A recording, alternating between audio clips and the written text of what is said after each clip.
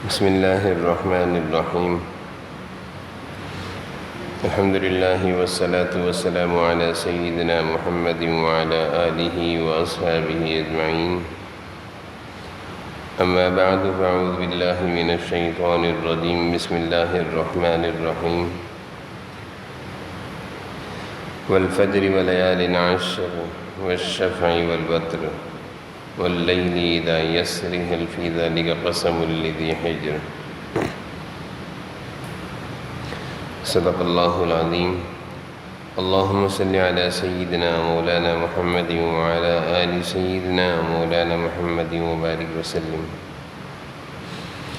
اللہم صلی علی سیدنا مولانا محمد وعلی آل سیدنا مولانا محمد وبارک وسلم میرے قابل احترام بزرگوں عزیز بھائیوں، اللہ تعالیٰ نے اپنے بندوں کو اپنے سے قریب کرنے کے لیے مختلف مواقع عطا فرمائے ہیں، اور یہ مواقع جو اللہ تعالیٰ عطا فرماتے ہیں، دن رات میں ایسے بہت سارے مواقع آتے ہیں۔ مقصد اللہ تعالیٰ کا یہ ہوتا ہے کہ میرے بندے ان مبارک دن راتوں میں میری عبادت کر کے، توبہ و استغفار کر کے میرے دربار میں قرب حاصل کر لیں۔ چنانچہ رمضان کا مبارک مہینہ، مبارک دن، مبارک راتیں اللہ سے قریب ہونے کا بہترین مہینہ تھا، بہترین دن اور رات تھے۔ رمضان کے گزرنے کے بعد عشرہ ذی الحجہ کے جو شروع کے 10 دن ہیں، یہ بھی عبادتوں کے دن ہیں، عبادتوں کی راتیں ہیں، اور اللہ تعالیٰ سے قریب کرنے والے دن اور رات ہیں۔ ایک حدیث میں جناب نبی کریم صلی اللہ علیہ وسلم نے ارشاد فرمایا ان 10 دنوں کے بارے میں کہ کوئی دن ایسا نہیں جس میں نیک عمل اللہ کے ہاں ذی الحجہ کے 10 دنوں کے عمل سے زیادہ محبوب اور پسندیدہ ہو۔ ان 10 دنوں میں کیا ہوا نیک عمل اتنا محبوب اور پسندیدہ ہے، سال کے باقی دنوں کا کوئی عمل اتنا محبوب نہیں، یکم ذی الحجہ سے لے کر 10 ذی الحجہ تک۔ ایک اور حدیث میں آپ صلی اللہ علیہ وسلم نے ارشاد فرمایا اللہ کے نزدیک عشرہ ذی الحجہ سے زیادہ عظمت والا کوئی دن نہیں، اور نہ ان دنوں کے عمل سے اور کسی دن کا عمل زیادہ محبوب ہے، لہٰذا تم ان دنوں میں تسبیح، سبحان اللہ، الحمدللہ، اللہ اکبر کثرت سے پڑھو۔ تو معلوم ہی چلا عشرہ ذی الحجہ سے زیادہ عظمت والا کوئی دن نہیں، اور نہ ان دنوں کے عمل سے کسی اور دن کا عمل اللہ کو پسند ہے۔ ان دنوں میں کیا ہوا عمل اللہ کو بہت محبوب اور بہت پسندیدہ ہے۔ ایک اور حدیث میں جناب نبی کریم صلی اللہ علیہ وسلم نے ارشاد فرمایا کوئی دن ایسا نہیں جس میں عبادت اللہ کے نزدیک عشرہ ذی الحجہ سے زیادہ محبوب اور پسندیدہ ہو۔ کوئی دن ایسا نہیں کہ جس میں عبادت اللہ کے نزدیک عشرہ ذی الحجہ سے زیادہ پسندیدہ ہو۔ اور پھر آپ نے فرمایا کہ عشرہ ذی الحجہ میں سے ہر دن کا روزہ 1 سال کے روزوں کے برابر ہے، اور ہر رات کی عبادت شب قدر کی عبادت کے برابر ہے۔ تو یہ 10 دن اللہ تعالیٰ ہمیں ان 10 دنوں کو میں عبادت کا ایک موقع عطا فرما رہے ہیں، اور یہ 10 دن اب قریب سے قریب ہوتے جا رہے ہیں۔ منگل کے دن یکم ذی الحجہ ہو سکتی ہے، تو منگل سے یہ مہینہ ذی الحجہ کا شروع ہو رہا ہے، یکم ذی الحجہ مہینہ کو ہے، منگل کو ہے۔ تو یہ جو 10 دن ہیں اللہ کے ہاں یہ عبادت کے دن ہیں، تسبیح، تحمید اور تکبیر، اللہ کی بڑائی اور کبریائی بیان کرنے کے دن ہیں۔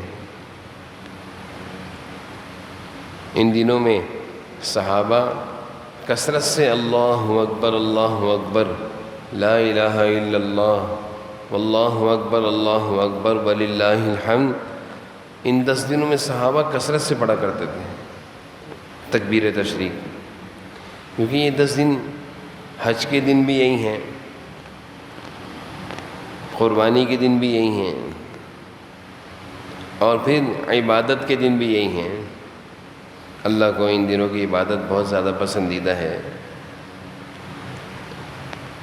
اب ان دنوں میں عبادت کون سی کرنی چاہیے، اپنے اعمال میں کیا اضافہ کرنا چاہیے، ان دنوں کو کس طرح گزارنا چاہیے، تو احادیث سے معلوم چلتا ہے کہ حضور صلی اللہ علیہ وسلم نے ارشاد فرمایا کہ یکم ذی الحجہ سے 9 ذی الحجہ تک کے 9 روزے ہیں، ہر روزہ 1 سال کے روزوں کے برابر ہے، ہر روزہ ثواب میں 1 سال کے روزوں کے برابر ہے، اور ہر رات کی عبادت شب قدر کے برابر ہے۔ 9 روزے رکھ لیے تو 9 سال کے روزوں کے برابر، اور ان راتوں میں اگر ہم جاگ لیے عبادت میں یہ راتیں گزار دیں تو شب قدر، ہر رات شب قدر ہے۔ تو کوشش یہ کرنی چاہیے کہ یکم ذی الحجہ سے 10 ذی الحجہ تک ان 9 دن جو ہیں، ان 9 دنوں کا روزہ رکھنا چاہیے، اور اگر روزہ سارے نہ رکھ سکیں تو کم از کم 3-4 روزے ضرور رکھنے چاہیے۔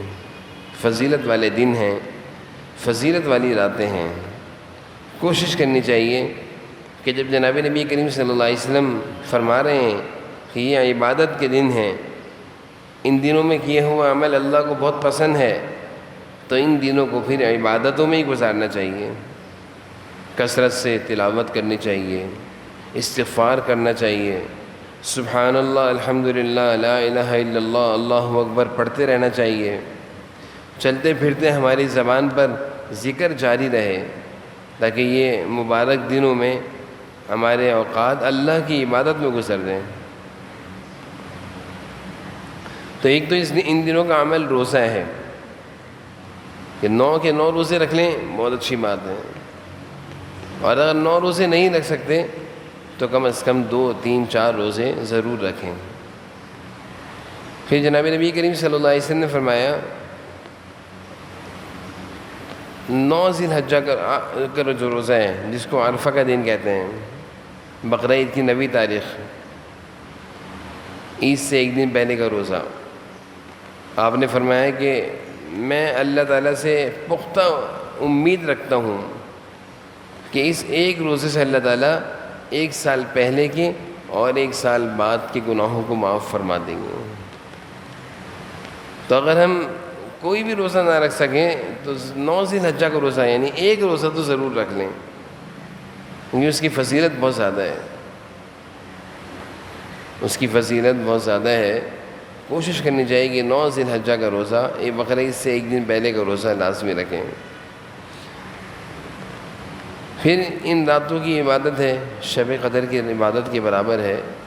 رمضان میں تو شب قدر 1 رات میں ہوتی ہے، رمضان میں شب قدر 1 رات میں ہوتی ہے، کوئی 1 طاق رات میں ہوگی، اور وہ بھی تلاش کرنے پڑتی ہے، لیکن ذی الحجہ کی ساری راتیں، یکم ذی الحجہ سے جیسے ہی چاند دکھ گیا تو چاند دکھنے سے بقرعید تک ساری راتوں کی عبادت شب قدر کے برابر ہے، ہر رات شب قدر کی عبادت ہے۔ اللہ تعالیٰ نے ہمارے لیے آسانی کر دی اور بتا بھی دیا، جیسے رمضان میں شب قدر کا پتہ نہیں ہوتا، تلاش کرتے ہیں، لیکن ان 10 راتوں کے بارے میں اللہ نے بتا دیا کہ ہر رات کی عبادت شب قدر کی عبادت کے برابر ہے۔ تو کوشش کرنی چاہیے کہ اپنی راتوں کو ہم عبادتوں میں گزاریں. آسان طریقہ ہے کہ کم از کم عشاء کی نماز اور فجر کی نماز جماعت سے پڑھیں. کیونکہ بعض احادیث سے معلوم چلتا ہے کہ جس نے عشاء کی نماز جماعت سے پڑھی اس کو آدھی رات کا ثواب، اور جس نے فجر کی نماز بھی جماعت سے پڑھ لی اس کو پوری رات کی عبادت کا ثواب. ایک طریقہ تو یہ ہے ان راتوں کو عبادت میں گزارنے کا. اور ایک طریقہ یہ ہے، وہ بھی آسان ہے، کہ اگر رات کو اٹھنا مشکل ہے تو عشاء کی نماز کے بعد تہجد کی نیت سے 2 4 6 نفل پڑھیں وتر سے پہلے. عشاء کی نماز کے بعد وتر سے پہلے تہجد کی نیت سے مسجد میں ہی 2 4 6 8 نفل پڑھیں آرام آرام سے، اور پھر تھوڑی سی تلاوت کر لیں. ایک استغفار کی تسبیح پڑھ لیں، ایک سبحان اللہ کی تسبیح پڑھ لیں. اس پر بھی انشاءاللہ رات کی عبادت کا ثواب مل جائے گا. اس پر بھی انشاءاللہ رات کی عبادت کا ثواب مل جائے گا. اور تیسرا طریقہ جو ہے وہ سب سے افضل ہے کہ عشاء کی نماز بھی جماعت سے پڑھی، فجر بھی جماعت سے پڑھی، رات کو سو گئے، جلدی سو گئے، اور پھر تہجد کے وقت اٹھ جائیں. اس وقت اٹھیں، وہ مبارک وقت ہے. اور اس وقت اٹھ کر، جیسے مثال ہے تہجد کا وقت 4:13 پہ، 12 پہ، 11 پہ ختم ہو رہا ہے، تو 3:30 بجے اٹھ جائیں. رات کو جلدی سو جائیں، 10 بجے سو جائیں. 3:30 بجے، 3:15 بجے اٹھ کر تہجد کے وقت ہوتا ہے، مبارک وقت ہوتا ہے. اللہ تعالیٰ کے ہاں وہ وقت بہت قبولیت کا وقت ہے. 2 4 6 نفل پڑھیں، تھوڑی سی تلاوت کری، تھوڑی سی دعا کری، اور اگر روزہ رکھنے کا ارادہ ہے تو سحری کر لی. تو یہ ہماری جو رات ہے یہ عبادت میں گزر گئی. تو میں نے یہ عرض کیا کہ حضور صلی اللہ علیہ وسلم کا جو ارشاد ہے کہ ہر رات کی عبادت شب قدر کے برابر ہے. شب قدر کی عبادت پانا کتنا آسان ہو گیا. 3 طریقے میں نے عرض کر دیے، اور تینوں طریقے ہم عمل کر سکتے ہیں. تینوں طریقوں پر ہم عمل کر سکتے ہیں، کوئی مشکل نہیں ہے. پہلے طریقہ کیا ہے کہ عشاء اور فجر کی نماز جماعت سے پڑھی. دوسرا طریقہ کیا ہے کہ عشاء کی نماز پڑھی جماعت سے، اس کے بعد مسجد میں بیٹھ گئے، 4 6 8 نفل پڑھے آرام آرام سے، تلاوت کری، استغفار کی تسبیح، درود شریف کی تسبیح پڑھی، اس کے بعد دعائیں کریں.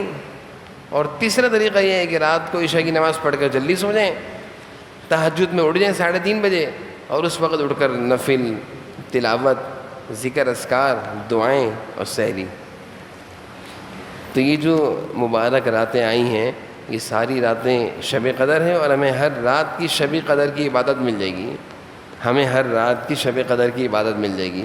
اس لیے کوشش کرنی چاہیے کہ پہلا عمل جو ہے کہ روزہ رکھنا، اس کا بھی اہتمام کریں. دوسرا عمل کیا ہے راتوں کی عبادت، اس کا بھی اہتمام کریں. اور تیسرا عمل کیا ہے کہ 9 ذی الحجہ کا روزہ، جس پر 1 سال پہلے کے گناہ، 1 سال بعد کی گناہوں کی معافی کا وعدہ ہے، وہ بھی رکھیں. وہ بھی رکھیں. اس سے بڑا بہت زیادہ اللہ تعالیٰ کا قرب نصیب ہو جائے گا. دعاؤں کی راتیں ہیں، مبارک راتیں ہیں. ہم تلاش میں رہتے ہیں کہ ہمیں کوئی مبارک موقع ملے. رمضان کی راتیں ملی تھیں وہ تو چلی گئیں، رمضان کے دن ملے تھے وہ تو چلے گئے. وہ قبولیت کے دن تھے، وہ مبارک دن تھے، وہ برکتوں کی راتیں تھیں، وہ تو چلی گئیں. انسان چاہتا ہے کہ مجھے دن رات میں کوئی ایسے اوقات مل جائیں کہ میں اللہ تعالیٰ سے مانگوں، دعائیں کروں، اللہ تعالیٰ سے اپنی ضرورت اور حاجت کا اظہار کروں. یہ انسان چاہتا ہے. تو اللہ تعالیٰ کی طرف سے یہ دن آ رہے ہیں، یہ راتیں آ رہی ہیں اپنی مرادیں اللہ کے سامنے رکھنے کے لیے، اپنی حاجتیں اللہ کے سامنے رکھنے کے لیے، اپنی ضروریات اللہ کے سامنے رکھنے کے لیے، اپنے گناہوں کی معافی، توبہ اور استغفار اللہ سے کرنے کے لیے مبارک راتیں آ رہی ہیں. تو اب ہماری زندگی کا حال یہ ہے کہ ہم نے اپنی زندگیوں کو دنیاوی مصروفیات میں، کام میں، کاروبار میں اس قدر لگایا ہوا ہے، پھنسایا ہوا ہے کہ ہم اپنے آپ کو کام کاروبار سے اتنا تھکا دیتے ہیں کہ ہم اللہ کی عبادت کے قابل نہیں رہتے، ہمت نہیں رہتی. دن بھر جب کام کاج سے فارغ ہوتے ہیں تو اتنا تھک جاتے ہیں پھر سوتے ہی پتہ نہیں چلتا فجر بھی چلی جاتی ہے. اور پھر ایک اور ہمارے گھروں کا معمول یہ بن گیا راتوں کو دیر سے سونا، راتوں کو جاگنا. راتوں کا جاگنا حضور صلی اللہ علیہ وسلم کے عمل سے ثابت نہیں ہے. آپ صلی اللہ علیہ وسلم نے تو عشاء کے بعد جاگنے کو پسند نہیں فرمایا. جو عشاء کے بعد باتیں کرتا آپ اس پر ناراض ہوتے کہ کیوں باتیں کرو، سو جاؤ. تو حضور صلی اللہ علیہ وسلم کے زمانے میں مدینہ منورہ میں یہ راتوں کے گھومنے کا رواج نہیں تھا. راتوں کو گھومنا بازاروں میں، کھانے پینے میں، گلی کوچوں میں، یہ رواج نہیں تھا. وہاں رات عشاء سے رات ہو جاتی تھی، عشاء ہو گئی ان کی رات ہو گئی، بس سو گئے. اور صبح جلدی اٹھنے کا رواج تھا، صبح سب کے سب جلدی اٹھا کرتے تھے. اب ہمارے ہاں کیا ہے، سوتے ہی صبح ہیں. تو اللہ تعالیٰ نے جو راتیں بنائی ہیں عبادتوں کے لیے راتیں ہیں، انسان سوئے بھی اور کچھ وقت اللہ کی عبادت بھی کرے، کچھ وقت اللہ بھی کرے، کچھ وقت اٹھ کر اللہ تعالیٰ سے توبہ استغفار کرے، اپنی ضرورت اور حاجت اللہ تعالیٰ کے سامنے رکھے. تو یہ میں نے کچھ طریقے عرض کیے. اس طریقے کے اہتمام سے ہماری یہ راتیں دن قیمتی بن جائیں گی. پھر حدیث شریف میں آتا ہے جناب نبی کریم صلی اللہ علیہ وسلم نے ارشاد فرمایا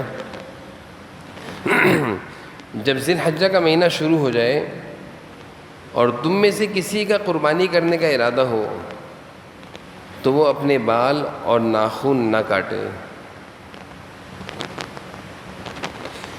اس روایت کو سامنے رکھتے ہوئے علماء نے فرمایا ہے قربانی کرنے والے کے لیے مستحب ہے کہ ذی الحجہ کا چاند نظر آنے کے بعد قربانی کرنے تک نہ تو اپنے ناخن کترے اور نہ سر کے بال کاٹے اور نہ ہی بغل اور زیر ناف بال کاٹے، بلکہ بدن کے کسی بھی حصے کے بال نہ کاٹے. قربانی کرنے کے بعد ناخن بھی کاٹ سکتا ہے، بال بھی کاٹ سکتا ہے. یہ ایک مستحب عمل ہے، ایسا کرنا مستحب ہے. لیکن اگر کوئی شخص کاٹ لے، ناخن کاٹ لیے، تو اس سے اس کی قربانی پر کوئی اثر نہیں پڑتا. لیکن کوشش کرنی چاہیے کہ جیسے مثال ہے کل چاند ہوگا، کل پیر کا دن ہے، کل چاند ہو سکتا ہے، تو کل مغرب سے پہلے ناخن اور بال کٹوا لیں، اور پھر چاند ہونے کے بعد جب تک کہ قربانی کا جانور ذبح نہ ہو جائے اس وقت تک ناخن اور بال نہ کاٹ لیں. یہ ایک مستحب عمل ہے، اس کا بھی اہتمام کرنا چاہیے. یہ بھی ان دنوں کا ایک خاص عمل ہے. اور پھر اس عمل کی مشابہت حاجیوں کے ساتھ ہے کہ جب حاجی حج پہ جاتے ہیں تو احرام کی حالت میں نہ وہ بال کاٹ سکتے ہیں نہ ناخن کاٹ سکتے ہیں. حج کے احرام میں سارے حاجی جب تک احرام میں ہوتے ہیں وہ بال بھی نہیں کاٹ سکتے، ناخن بھی نہیں کاٹ سکتے. تو اللہ تعالیٰ نے ہمارے لیے ان کی مشابہت کا حکم دیا ہے کہ ہم خود تو حج پہ نہیں جا سکے لیکن وہ ایک اہم فریضہ ادا کر رہے ہیں، ہمیں بھی کچھ ان سے مشابہت ہو جائے اور کچھ رحمتیں اللہ کی ہم پر بھی ہو جائیں. ان پر تو اللہ کی بے شمار رحمتیں برس رہی ہیں، کروڑوں رحمتیں برس رہی ہیں. وہ تو ایسی مبارک مقدس جگہوں پر پہنچ چکے ہیں حجاج کہ وہاں تو اللہ کی رحمتوں کا نزول ہی نزول ہے. ہم اللہ تعالیٰ سے ان کی مشابہت اختیار کر کے امید رکھتے ہیں کہ کچھ رحمتوں کے قطرے اور ذرات اللہ کے ہم پر بھی ہو جائیں. تو ایک ناخن اور بال نہ کاٹنے کی مشابہت کی وجہ سے بھی حکم ہے، اس کا بھی اہتمام کرنا چاہیے. اور پھر ان 10 دنوں میں ایک دوسری عبادت وہ بقرہ قربانی کی عبادت ہے. قربانی اللہ کی طرف سے حکم ہے، قربانی واجب ہے. قربانی سے متعلق کچھ ضروری احکام اور مسائل ہیں. کس پر قربانی واجب ہے، واجب ہونے کے بعد نہ کرنا کتنی سخت وعید ہے. قربانی کس طرح کی جانور کی کرنی چاہیے، قربانی کس وقت کرنی چاہیے، قربانی کی گوشت کے کیا احکام ہیں، یہ بڑی ضروری چیزیں، یہ ساری چیزیں سیکھنی چاہیے. تو ہم نے اس حوالے سے پیر اور منگل کا دن رکھا ہے عشاء کی نماز کے بعد، یعنی کل اور پرسوں کا دن عشاء کی نماز کے بعد قربانی کے فضائل اور مسائل سکھائیں گے، قربانی کی فضائل اور مسائل لوگوں کو سکھائیں گے، تاکہ یہ جو فریضہ ہے لوگوں کو پتہ چلے کہ یہ اہم عبادت کیسے ہوتی ہے۔ یہ تھوڑی کہ قربانی کا جانور لا کر خرید کے لیا ہے، اس کے احکام ہیں، اس کے کچھ مسائل ہیں۔ تو انشاءاللہ کل کا دن اور پرسوں کا دن عشاء کی نماز کے فوری بعد انشاءاللہ قربانی کی فضائل اور مسائل بیان ہوں گے۔ اللہ تعالی ہم سب کو ان مبارک ذی الحجہ کے دنوں کی قدر کرنے کی توفیق نصیب فرمائے اور خوب عبادتوں کے اہتمام کی توفیق نصیب فرمائے۔ وآخر دعوانا الحمد للہ رب العالمین، الحمد للہ رب العالمین، والصلاۃ والسلام علی سیدنا اللہم صلی علی سیدنا محمد۔ یا اللہ ہمارے اس وقت کے بیٹھنے کو اپنی بارگاہ میں قبول فرما لیجیے، جو کچھ باتیں کہیں سنی اللہ ہمیں عمل کی توفیق نصیب فرما، اخلاص عطا فرما، قبولیت نصیب فرما۔ اللہ ہر طرح کے گناہوں سے، ہر طرح کی رسائی سے، ہر طرح کی رسوائیوں سے، ہر طرح کی ناکامیوں سے، دشمنوں اور حاسدین کے شر سے اللہ حفاظت فرما۔ اللہ عافیتوں کی زندگی نصیب فرما، قبولیت والی زندگی نصیب فرما، اخلاص والی زندگی نصیب فرما۔ ربنا آتنا فی الدنیا حسنۃ وفی الآخرۃ حسنۃ وقنا عذاب النار۔ ربنا تقبل منا انک انت السمیع العلیم وتب علینا انک انت التواب الرحیم۔ وصلی اللہ تعالی علی نبی الکریم۔